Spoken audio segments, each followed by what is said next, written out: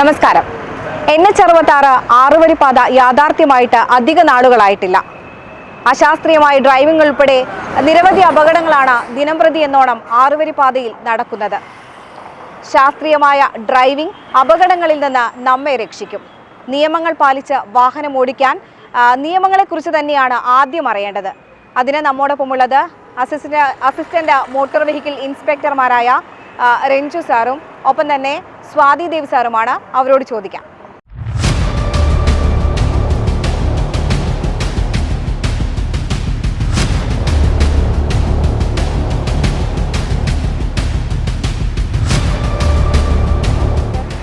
നമ്മുടെ ദേശീയപാത 66 ആറുവരിപ്പാത യാഥാർത്ഥ്യമായിട്ട് അധികകാലമായിട്ടില്ല. അപ്പം ഇവിടെ വാഹനങ്ങൾ പാലിക്കേണ്ട പ്രധാന നിയമങ്ങൾ എന്തൊക്കെയാണ്? NH66 അഥവാ നമ്മുടെ മുമ്പ് NH17 എന്നറിയപ്പെടുന്ന ഈ 6 ലൈൻ ഹൈവേ വളരെ അടുത്ത നിയർ ഫ്യൂച്ചറിൽ തന്നെ ഫുള്ളി ഫ്ലെജ്ഡ് നമ്മുടെ ട്രാഫിക്കിന് വേണ്ടി ഓപ്പൺ ചെയ്ത് കൊടുക്കാൻ പോവാണ്. അപ്പോൾ ഇതിൽ വരുന്ന പ്രധാന വ്യത്യാസം എന്ന് പറയുന്നത്, നമ്മളിപ്പോൾ ഏതൊരു പുതിയ സിസ്റ്റം ഇൻട്രൊഡ്യൂസ് ചെയ്യുമ്പോഴും അത് നമുക്ക് അക്സെപ്റ്റ് ചെയ്യാനായിട്ടോ അല്ലെങ്കിൽ അതുമായിട്ട് നമ്മൾ അഡ്ജസ്റ്റ് ആവാനോ നമുക്ക് കുറച്ച് സമയമെടുക്കും. അതുപോലെ തന്നെ ഇവിടെ റോഡ് യൂസേഴ്സ് അല്ലെങ്കിൽ റോഡിൽ ഈ NH66 6 ലൈനിൽ കൂടെ വാഹനം ഓടിക്കുന്നവർ വളരെയധികം ശ്രദ്ധിക്കേണ്ട ഒരു സമയമാണ്. കാരണം നമ്മൾ നേരത്തെ വീതി കുറഞ്ഞ റോഡുകളിൽ കൂടി അത്യാവശ്യം നമുക്ക് ട്രാഫിക് ഇല്ലാതെയൊക്കെ പോയിക്കൊണ്ടിരുന്ന ഒരു സംഭവമാണ്. അപ്പോൾ ഇനി ഇതൊരു നമ്മൾ ഹൈ സ്പീഡ് ഹൈവേ അല്ലെങ്കിൽ മോട്ടോർ വേ എന്ന് പറയാവുന്ന രീതിയിലുള്ള റോഡുകളാണ്. അപ്പോൾ ഇതിൽ നമ്മൾ മാക്സിമം വളരെ ശ്രദ്ധയോടുകൂടി വാഹനങ്ങൾ ഓടിക്കേണ്ട ഒരു അവസ്ഥയാണ്.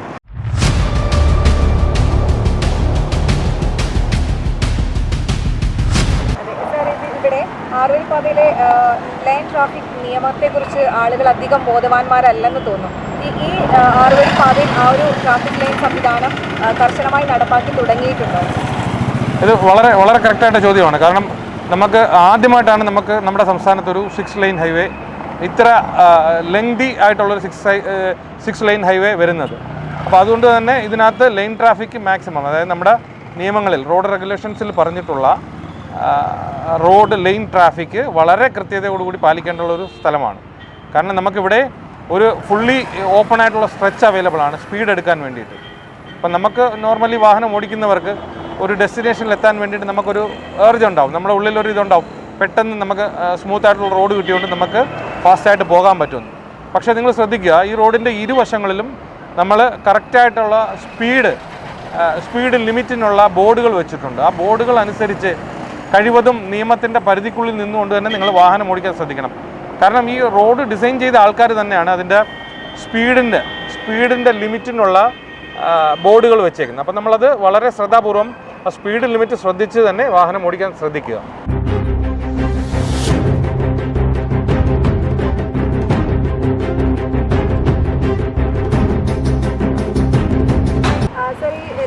തന്നെ ഓരോ ട്രാക്കും അതായത് സ്ലോയിൽ ഓടിക്കേണ്ട വാഹനങ്ങൾ, സ്പീഡിൽ ഓടിക്കേണ്ട വാഹനങ്ങൾ, അത്തരത്തിലുള്ള കാര്യങ്ങളൊക്കെ ഉണ്ടല്ലോ. അപ്പൊ അതിനെ കുറിച്ച് ഒന്ന് പറയാമോ?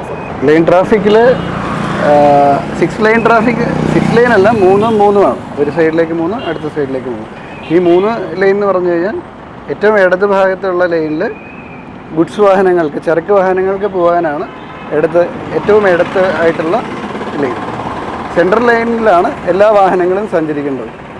ഏറ്റവും വലതുവശത്തേക്ക് ഉള്ള ലൈൻ എന്ന് പറഞ്ഞാൽ ഓവർടേക്കിങ്ങിന് വേണ്ടി മാത്രം ഉപയോഗിക്കേണ്ട ഒരു ലൈനാണ്. ആ ഭാഗത്തുകൂടി ഓവർടേക്ക് ചെയ്യുന്ന വാഹനങ്ങൾ ഓവർടേക്കിങ്ങിന് ശേഷം ഇടതുഭാഗത്തേക്ക് ഇൻഡിക്കേറ്റർ ഇട്ട് സെൻട്രൽ ലൈനിൽ പ്രവേശിക്കുകയും അതിൽ കണ്ടിന്യൂ ചെയ്യുകയും ചെയ്യണം.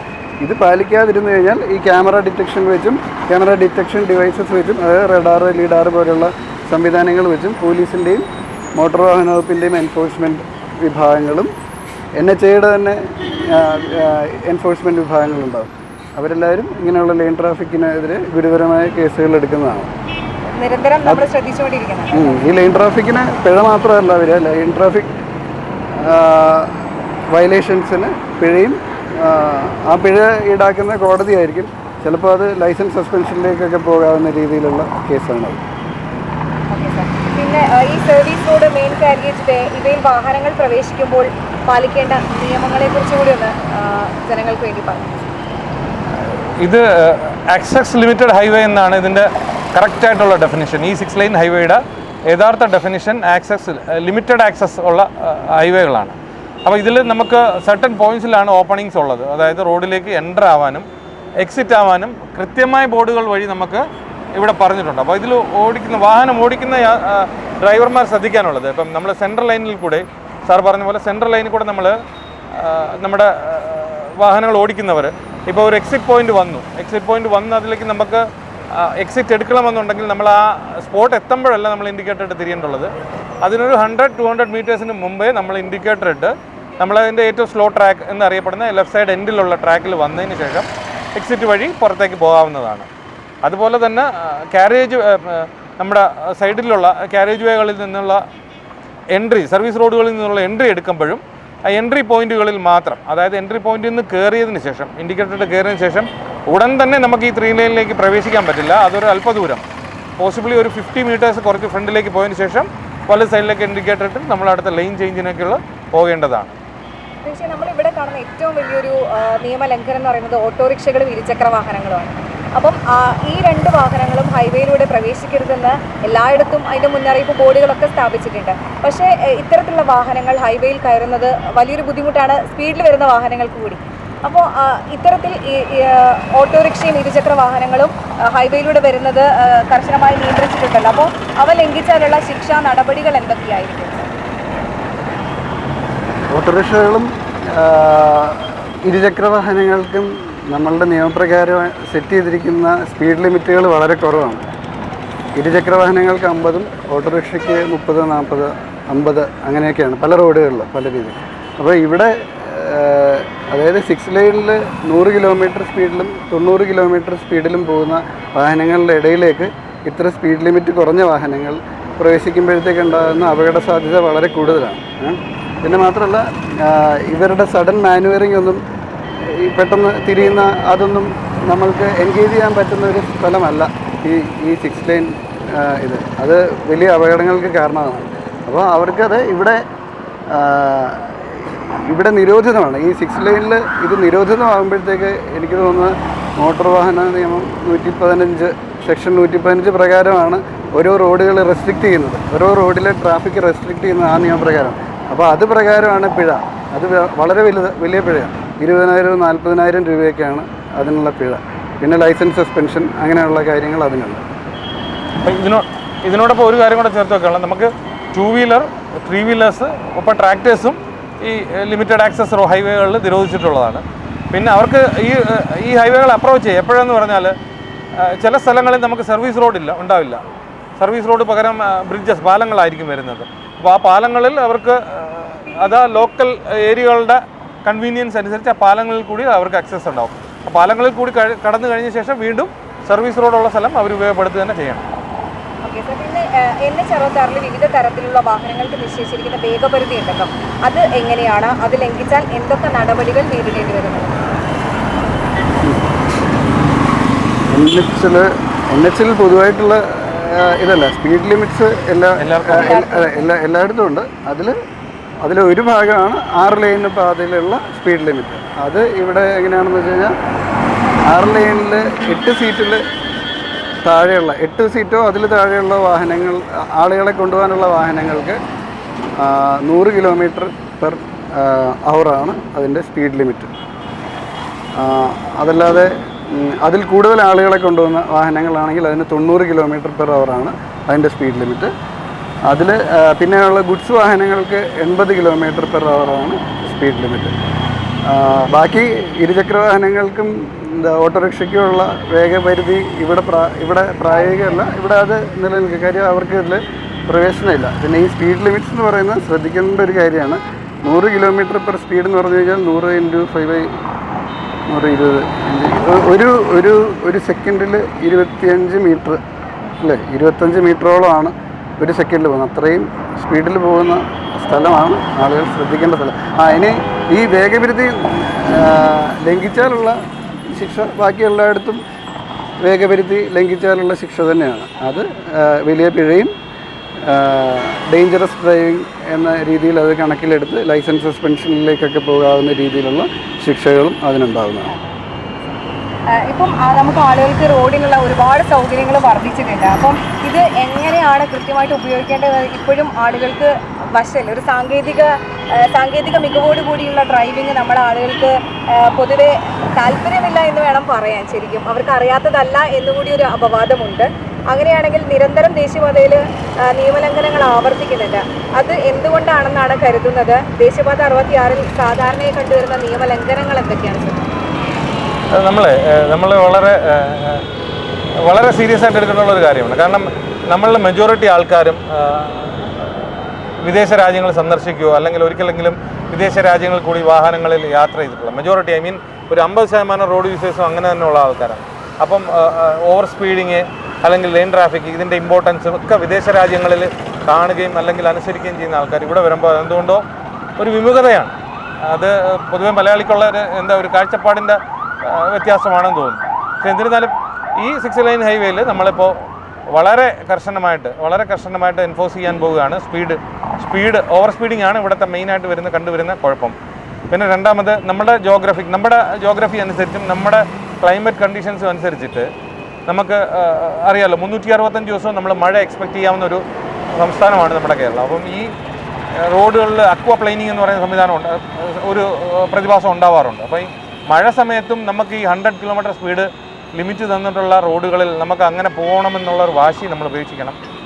അപ്പം അതിൽ നമ്മളെ ബ്രേക്കിങ്ങിനെയും വണ്ടിയുടെ മറ്റ് ഡൈനാമിക്സുകളെ അഫക്റ്റ് ചെയ്യുന്നതായതുകൊണ്ട് മഴ സമയത്ത് നമ്മളെ ക്ലൈമറ്റ് കണ്ടീഷൻ ചെയ്യുന്നതനുസരിച്ച് നമ്മളത് വളരെ ശ്രദ്ധാപൂർവ്വം ഓടിക്കേണ്ടുള്ള ഒരു സംരംഭമാണ്, പ്രത്യേകിച്ചും ഈ 6 ലൈൻ ഹൈവേകളിൽ. അടുത്തായിട്ട് പറയുന്നത് ഈ എക്സിറ്റും എൻട്രിയും ഒന്നും കൃത്യമായിട്ട് പാലിക്കാത്ത, പ്രത്യേകിച്ച് സ്വകാര്യ ബസ്സുകൾ ഉൾപ്പെടെ. സ്വകാര്യ ബസ്സുകൾ മാത്രം കുറ്റം പറയാനില്ല, ഒട്ടുമിക്ക വാഹനങ്ങളും നമ്മൾ പലയിടത്തും റീൽസായിട്ടും എല്ലാം വീഡിയോസിൽ കാണുന്നുണ്ട്. എക്സിറ്റും എൻട്രിയും കൃത്യമായി പാലിക്കാത്തൊരു കാര്യമുണ്ട്. അത്തരത്തിൽ പോകുന്ന വാഹനങ്ങൾ ഈ ഡെലിനേറ്റർ പോസ്റ്റുകൾ എന്നാണെന്ന് തോന്നുന്നു അതിനെ പറയുന്നത്. അപ്പം അത്തരം പോസ്റ്റുകളൊക്കെ വലിയ രീതിയിൽ നശിപ്പിക്കുന്ന ഒരു കാഴ്ചയുണ്ട് ദേശീയപാതയിൽ. ഇത്തരത്തിലുള്ള നിയമലംഘനങ്ങൾ പിടികൂടാറുണ്ടോ? അത് അവർക്കെതിരെയുള്ള പിഴ നടപടികൾ എന്തായിരിക്കും? അതൊന്ന് പറയാമോ?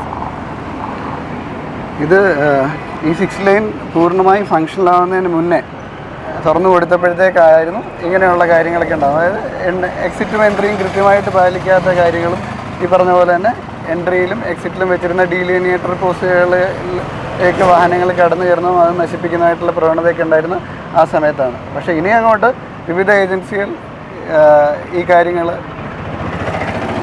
ശ്രദ്ധിക്കാൻ പോവുകയാണ്. പോലീസിനും പിന്നെ NHAയുടെ വിഭാഗങ്ങൾക്കും പൊതുമുതൽ നശിപ്പിക്കുന്ന അടക്കമുള്ള കാര്യങ്ങൾക്ക് അതിൻ്റെ മേളിൽ നടപടിയെടുക്കാം. അതിൻ്റെ പുറമെ ഈ റോഡ് ട്രാഫിക് നിയമങ്ങൾ ലംഘിക്കും. അപ്പം ആ എക്സിറ്റും എൻട്രിയും കൃത്യമായി പാലിക്കുന്നില്ലെങ്കിൽ അത് ഗുരുതരമായ ട്രാഫിക് പിഴവായിട്ട് തന്നെ കണക്കിലെടുത്ത് ഡേഞ്ചറസ് ഡ്രൈവിങ്ങിൻ്റെ പരിധിയിൽപ്പെടുത്തി അതിനുള്ള പിഴയും ലൈസൻസ് സസ്പെൻഷൻ പോലെയുള്ള പരിപാടികൾ ഉണ്ടാവും.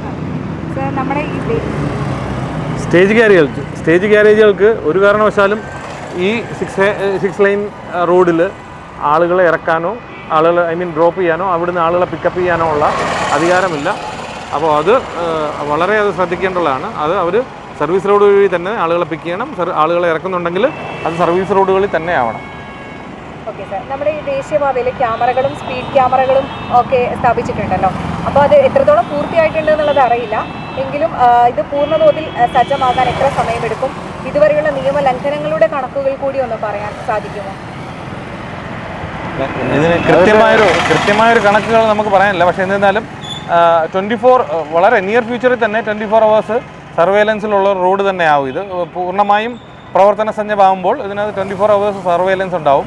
അതിൽ മോട്ടോർ വാഹന വകുപ്പിൻ്റെ എൻഫോഴ്സ്മെൻറ്റ് സ്ക്വാഡുകളുണ്ടാവും, പോലീസ് ഉണ്ടാവും, നാഷണൽ ഹൈവേയുടെ സർവേലൻസ് ക്യാമറകൾ ഓൾറെഡി അവർ സ്ഥാപിച്ച് തുടങ്ങി കഴിഞ്ഞിട്ടുണ്ട്. അപ്പം കംപ്ലീറ്റ് ഒരു മോണിറ്ററിങ്ങും സർവേലൻസും ഈ റോഡുകളിലുണ്ടാവും. അപ്പോൾ ഇങ്ങനെ ഇത് മാത്രമല്ല, അത് ഏതെങ്കിലും ഒരു ക്യാമറ, ഇപ്പോൾ പല ആപ്പുകളുണ്ടാകും, അങ്ങനെ ഏതെങ്കിലും ആപ്പ് ഉപേക്ഷിച്ച് ക്യാമറ വരുമ്പം സ്പീഡ് കുറച്ച് പോവുക അങ്ങനെയൊന്നും സാധ്യമല്ല. കാര്യം ഈ ക്യാമറയിൽ ക്യാച്ച് ചെയ്യുന്ന ഒരാൾക്ക് അന്നേരം സ്പീഡ് കുറവാണെങ്കിൽ അടുത്ത ക്യാമറയിൽ അത് കാൽക്കുലേറ്റ് ചെയ്യും, ഇത്ര സമയത്തിനുള്ളിൽ എങ്ങനെ ഇവിടെ ഈ വാഹനം എത്തി. അപ്പം അങ്ങനെ ക്യുമുലേറ്റീവായി സ്പീഡ് കാൽക്കുലേറ്റ് ചെയ്ത് അതിനുള്ള പിഴകളൊക്കെ ഹൈടെക് ആയിട്ടുള്ള ഉറപ്പായും. പിന്നെ സാർ ഈ ദേശീയപാതയിലെ നിയമലംഘനങ്ങൾക്ക് പിഴയിടാൻ ആർക്കാണ് അധികാരമുള്ളത് യഥാർത്ഥത്തിൽ? അതിൽ പൊതുജനങ്ങൾക്കൊരു കൺഫ്യൂഷൻ ഉണ്ട്. NHAIക്ക് പിഴയിടാനുള്ള അധികാരമുണ്ടോ എന്നൊക്കെ പൊതുവെ പൊതുജനങ്ങൾ പ്രകടിപ്പിക്കുന്ന ഒരു ആശയക്കുഴപ്പമാണ്. അപ്പോൾ അതിൽ കൂടി ഒരു വിശദീകരണം. അത് ഈ കാര്യങ്ങളിൽ യാതൊരു സംശയവും വേണ്ട. ട്രാഫിക് നിയമ ലംഘനങ്ങൾക്കുള്ള പിഴയിടാക്കാനുള്ള ഏജൻസികൾ കേരള പോലീസും മോട്ടോർ വാഹന വകുപ്പും തന്നെയാണ്. എന്നിരുന്നാലും NHAIക്ക് ചില പ്രത്യേക അധികാരങ്ങൾ ministry off road transport and highways കൊടുത്തിട്ടുണ്ട്. അതായത് അവരുടെ മുതലുകൾ, അതായത് അവരുടെ പ്രോപ്പർട്ടികൾ നശിപ്പിക്കുകയാണെങ്കിൽ അവർക്ക് അതിനുള്ള നഷ്ടപരിഹാര തുക ഈടാക്കാം. ഒപ്പം അതിൻ്റെ ഒരു 15% അധിക തുകയും അവർക്ക് ഈടാക്കാം, ഇതിൻ്റെ ഒരു പിഴ പോലെ. അതുപോലെ തന്നെ പാർക്കിംഗ് ഡെസിഗ്നേറ്റ് ചെയ്തിട്ടുള്ള സ്ഥലങ്ങളിൽ വാഹനം പാർക്ക് ചെയ്യുകയോ അല്ലെങ്കിൽ വാഹനം ഉപേക്ഷിച്ചിട്ട് പോവുകയോ ചെയ്യുകയാണെങ്കിൽ അത് ടോ ചെയ്ത് കൊണ്ടുപോകാനുള്ള അധികാരം NHAIക്കുണ്ട്. ഒപ്പം ഓവർലോഡിങ്ങും NHAI അധികാരികൾക്ക് അവരുടെ റോഡ് നശിപ്പിക്കാൻ വിധം ഓവർലോഡ് പോകുന്നതാണെങ്കിൽ അവരുടെ ശ്രദ്ധയിൽപ്പെടുകയാണെങ്കിൽ അതും അവർക്ക് പീനലൈസ് ചെയ്യാനുള്ള അധികാരമുണ്ട്. ഇപ്പോൾ നമുക്ക് ദേശീയപാത 66 യാഥാർത്ഥ്യമായതോടുകൂടി ഒരുപാട് സ്ഥലങ്ങളിൽ ആക്സിഡൻറ്റ്സ് കൂടിയിട്ടുണ്ട് എന്നുള്ളൊരു സംഭവം കൂടിയുണ്ട്. അപ്പം അത്തരത്തിൽ ഒരേ സ്ഥലത്ത് നിരന്തരം അപകടം സംഭവിക്കുന്നൊരു പ്രശ്നമുണ്ടോ? അത്തരത്തിൽ ബ്ലാക്ക് സ്പോട്ടുകൾ ഏതെങ്കിലും ഇവിടെ തിരിച്ചറിഞ്ഞിട്ടുണ്ടോ? ഇല്ല, അതിനുള്ള പഠനങ്ങൾ നടക്കുന്നുള്ളൂ. അങ്ങനെയുള്ള പൊസിഷൻസ് ഉണ്ട്, അങ്ങനെയുള്ള. പക്ഷേ ഈ പറഞ്ഞ സ്ഥലങ്ങളിലെല്ലാം ഇങ്ങനെയുള്ള റോഡുകളിൽ ഏത് റോഡുകൾ ഉപയോഗിക്കുമ്പോഴത്തേക്കും പ്രാഥമികമായിട്ട് നമ്മൾ ശ്രദ്ധിക്കേണ്ട കാര്യം റോഡ് സിഗ്നൽസ് തന്നെയാണ്. എല്ലായിടത്തും റോഡ് സിഗ്നൽസ് ഉണ്ട്.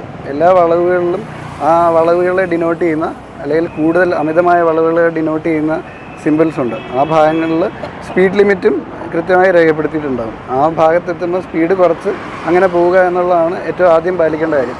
ഈ പറഞ്ഞ പോലത്തെ സ്ഥലങ്ങളുണ്ട്. അതിനെക്കുറിച്ചുള്ള പഠനങ്ങൾ നടന്നുകൊണ്ടിരിക്കുകയാണ്. അവിടെയും ഈ സ്പീഡ് ലിമിറ്റ് വെക്കുക എന്ന് പറയുന്നത് മാത്രമാണ് അതിനുള്ള പോംവഴി. പിന്നെ നമ്മൾ ഈ പറയുന്ന ഇടയ്ക്ക് വിട്ടുപോയൊരു കാര്യം, ഈ ലൈനിൽ വളരെ പ്രധാനപ്പെട്ട ഒരു കാര്യമാണ് ഈ റോഡിൻ്റെ ഡെസിഗ്നേറ്റഡ് പാർക്കിംഗ് ഇല്ലാത്ത സ്ഥലങ്ങളിൽ പാർക്ക് ചെയ്യാൻ പാടില്ല എന്നുള്ള കാര്യം. ഇപ്പോൾ നമ്മൾ ഈ നിൽക്കുന്ന സ്ട്രെച്ചിൽ തന്നെ പലയിടത്തും വണ്ടി നിർത്തിയിട്ട വണ്ടികളിലേക്ക് വന്ന വണ്ടികൾ കയറി അപകടം ഉണ്ടായ സന്ദർഭങ്ങൾ ഒരുപാടാണ്. ഈ 6 ലൈനിൽ വണ്ടി സൈഡിൽ നിർത്തിയിട്ടിട്ട് കഥ പറയാം, കാറ്റ് കൊള്ളാം, കാഴ്ച കാണാമെന്ന് പറയുന്നത് അപകടം ക്ഷണിച്ചു വരുത്തുന്ന പരിപാടിയാണ്. ഈ ദേശീയപാതയിൽ ഈ സർവീസ് റോഡുകളുടെ ഉപയോഗവും റോങ് സൈഡ് ഡ്രൈവിംഗ് ഒക്കെ പതിവാണിപ്പോഴും. അപ്പം ഇത്തരം നിയമലംഘനങ്ങൾ കണ്ടെത്താൻ ഇപ്പോൾ എന്ത് സംവിധാനങ്ങളാണുള്ളത്? അതായത് സർവീസ് റോഡിൻ്റെ ഭാഗത്ത് ക്യാമറകളുണ്ടോ, അതോ ഫുൾ ടൈം നിരീക്ഷണം, അത്തരത്തിലുള്ള നടപടികളൊക്കെ എങ്ങനെയാണ്? അപ്പോൾ ഇത് ഈ റോഡ് ഒരു പൂർണ്ണമായും സജ്ജമാകാത്ത സ്ഥിതിക്ക്, അപ്പോൾ അതിൻ്റെ 100% യൂട്ടിലൈസേഷനിൽ വരാത്തിടത്തോളം നമുക്ക് അതിനുള്ള ക്യാമറകളോ മറ്റ് സംവിധാനങ്ങളോ ആയിട്ടില്ല. എന്നിരുന്നാലും ഇപ്പോൾ ഈ CCTVകളെ നമ്മൾ പലപ്പോഴും ആശ്രയിക്കാറുണ്ട്. അവിടെ ഇപ്പോൾ ഒരു ഇൻസിഡൻറ്റ് വരികയോ അല്ലെങ്കിൽ ഒരു ആക്സിഡൻറ്റ് നടക്കുകയോ ചെയ്താൽ നമ്മൾ ആ പരിസരത്ത് CCTVകളെ നമ്മൾ ആശ്രയിച്ച് അതിനകത്തുനിന്ന് വിഷ്വൽസ് എടുത്ത് കേസ് എടുക്കാറുണ്ട്. അടുത്തത് നമ്മുടെ ഈ ദേശീയപാതയിൽ അപകടങ്ങൾ ഉണ്ടായാൽ ടോൾ പ്ലാസ സർവീസിന് ഏത് നമ്പറിലാണ് കോൺടാക്ട് ചെയ്യേണ്ടത്? ഒപ്പം തന്നെ BOT പാതയിൽ ഒരു അപകടം നടന്നാൽ സാധാരണ എത്ര സമയത്തിനുള്ളിൽ ആംബുലൻസിന് എത്തിച്ചേരാൻ സാധിക്കും? അത് യഥാർത്ഥത്തിൽ BOT പാതയിൽ ഓരോ 50 കിലോമീറ്ററിന് ഇടയിലും ആംബുലൻസ് സർവീസ്, അതായത് റെഡി ടു യൂസ് ആംബുലൻസ് സർവീസുകൾ ഉണ്ടായിരിക്കണം എന്നുള്ളതാണ് നിയമം. അപ്പം ഇതിപ്പം നമ്മൾ ഇപ്പോൾ എപ്പോഴും പറയുന്ന പോലെ ഇത് പൂർണ്ണമായും സജ്ജീകരിച്ചിട്ടില്ലാത്തതുകൊണ്ട് ഡിസ്ട്രിക്ട് ഹെഡ് ക്വാർട്ടേഴ്സ് വൈസ് ആയിട്ടാണ് നമുക്കിപ്പോൾ ആംബുലൻസ് സർവീസുകൾ കേന്ദ്രീകരിച്ചിട്ടുള്ളത്. അത് നമ്മൾ അതിന് വിളിക്കേണ്ടുള്ള, ഇപ്പോൾ ഒരു ഇൻ കേസ് എന്തെങ്കിലും ഒരു എമർജൻസി ഉണ്ടാവുകയാണെങ്കിൽ വിളിക്കേണ്ടുള്ള 2 നമ്പേഴ്സ് ഉണ്ട്, 1033 1073. അപ്പോൾ അത് നിങ്ങളെ പ്രേക്ഷകരോട് നിങ്ങൾ റിപ്പീറ്റ് ചെയ്ത് പറയുക, 1033 ആൻഡ് 1073. 1073 ആക്സിഡൻറ്റ് ഉണ്ടാകുമ്പോൾ അതിൻ്റെ ടോയിങ് സർവീസിന് വേണ്ടിയിട്ടാണ്, പിന്നെ ക്രെയിൻ മറ്റുള്ള സർവീസുകൾക്ക് വേണ്ടിയിട്ടാണ് 1073. അതൊരു എമർജൻസി സർവീസാണ്. 1033 അത് ആംബുലൻസ് സർവീസുകളും മറ്റ് ആവശ്യങ്ങൾക്കും വേണ്ടിയിട്ടാണ്. ഇതിനൊപ്പം തന്നെ നമ്മുടെ സെൻട്രലൈസ്ഡ് ആംബുലൻസ് സർവീസായ 108 നമുക്ക് വിളിക്കാവുന്നതാണ്. അപ്പോൾ ഇതിൻ്റെ നിയമം ഓരോ 50 കിലോമീറ്റർ സ്ട്രെച്ചിലും നമുക്ക് ആംബുലൻസ് സർവീസ് ഉണ്ടായിരിക്കണമെന്നാണ്. അത് നിയർ ഫ്യൂച്ചറിൽ തന്നെ ഉണ്ടാകും. അപ്പം നിലവിൽ ഇപ്പം നമുക്ക് മറ്റ് നമ്പേഴ്സിനെ ആശ്രയിക്കാം. ഈ അപകടത്തിലെ NHൽ അപകടത്തിൽപ്പെടുന്ന വാഹനങ്ങൾ മാറ്റിയിടാൻ ക്രെയിൻ സർവീസൊക്കെ ആവശ്യമാണല്ലോ. അപ്പോൾ അത് NHI തന്നെ പ്രൊവൈഡ് ചെയ്യേണ്ടതല്ലേ? അത് സൗജന്യ സർവീസ് ആണോ എന്നുള്ളത്? ക്രെയിൻ സർവീസ് അബ്സല്യൂട്ട്ലി ഫ്രീ ആണ് NHIയുടെ. അതുപോലെ തന്നെ ആംബുലൻസ് സർവീസുകളും ഫ്രീ ആണ്. പക്ഷേ നമ്മൾ രോഗിയോ അല്ലെങ്കിൽ പരിക്കേറ്റ ഒരാളോ അയാളുടെ ബന്ധുക്കളോ പറയുന്ന ഹോസ്പിറ്റലിൽ എത്തിക്കണമെന്നുള്ളതാണ് നിയമം. അതും എത്ര കണ്ട് പ്രാവർത്തികമാകും എന്നുള്ളതാണ് നമ്മൾ ഈ ആംബുലൻസ് സർവീസിൻ്റെ ലിമിറ്റ്സ് ഉള്ളതുകൊണ്ട് അതിന് ഇത്ര ഏരിയ കവർ ചെയ്യാനുള്ളതുകൊണ്ട് അത് എത്രത്തോളം പ്രാവർത്തികമാകുമെന്നുള്ളത് ഇനിയും നമ്മളത് കണ്ടുവരാനായിട്ടുള്ളതാണ്. പിന്നെയുള്ളത് NH-മായി ബന്ധപ്പെട്ട ഒരു ക്വസ്റ്റ്യൻ അല്ല, ഏറ്റവും അവസാനത്തെ ക്വസ്റ്റ്യൻ. നിയമലംഘനങ്ങളിൽ പിഴ ഈടാക്കുന്നതിൻ്റെ ഭാഗമായി ഈ ചലാനിൽ തെറ്റുകൾ സംഭവിക്കുന്നു എന്നുള്ളൊരു പൊതുവെയുള്ളൊരു ആക്ഷേപമുണ്ട്. അത് സംഭവിക്കുന്നുണ്ടെങ്കിൽ തന്നെ അത് എങ്ങനെയായിരിക്കും സർ? അത്തരം പരാതികളിൽ എന്ത് നടപടികളാണ് സ്വീകരിക്കുന്നത്? ഈ ചലാനിൽ തെറ്റുകൾ കടന്നുകൂടിയിട്ടുണ്ടെങ്കിൽ അതാത് ഏജൻസികൾ, ഇപ്പോൾ മോട്ടോർ വാഹന വകുപ്പിൻ്റെ ഭാഗത്തു നിന്നാണ് അങ്ങനത്തെ പിഴകൾ ഉണ്ടാകുന്നതെങ്കിൽ മോട്ടോർ വാഹന വകുപ്പിൻ്റെ ജില്ലാ ആസ്ഥാനത്തുള്ള അല്ലെങ്കിൽ ഓരോ താലൂക്കിലുള്ള അത് ഓരോ ഈ ചലാനിൽ നമ്മൾക്ക് കാണാം അത് ഇഷ്യൂ ചെയ്ത ഏജൻസി, ഇഷ്യൂ ചെയ്ത ഉദ്യോഗസ്ഥൻ ആരാണെന്ന് കാണാം. അപ്പോൾ ആ ഉദ്യോഗസ്ഥന് ഏത് ഓഫീസിലാണ് ആ ഓഫീസുമായിട്ട് ബന്ധപ്പെടാം, അല്ലെങ്കിൽ ജില്ലാ RTO ആയിട്ട് ബന്ധപ്പെടാം, അല്ലെങ്കിൽ ജില്ലാ എൻഫോഴ്സ്മെൻറ്റ് ഓഫീസുമായിട്ട് ബന്ധപ്പെട്ട് ആ പ്രശ്നങ്ങൾ പെട്ടെന്ന് തന്നെ പരിഹരിക്കാൻ പറ്റുന്നതാണ്. പോലീസിൻ്റെ കാര്യത്തിലും ഇതുപോലെ തന്നെ ആ ചലാൻ ഇഷ്യൂ ചെയ്ത ഓഫീസ് ഏതാണോ അതുമായി ബന്ധപ്പെട്ട് അതിനെ പരിഹരിക്കാൻ സാധിക്കുന്നതാണ്. ഇനി ഈ ചലാൻ്റെ തന്നെ ഗ്രീവൻസ് സിസ്റ്റമുണ്ട്, അതുവഴിയും പരാതി ഓൺലൈനായി പരാതി ഇട്ടിട്ട് അത് പെട്ടെന്ന് തന്നെ അതിന് പരിഹരിക്കാൻ സാധ്യമാണ്. Thank you sir. Thank U.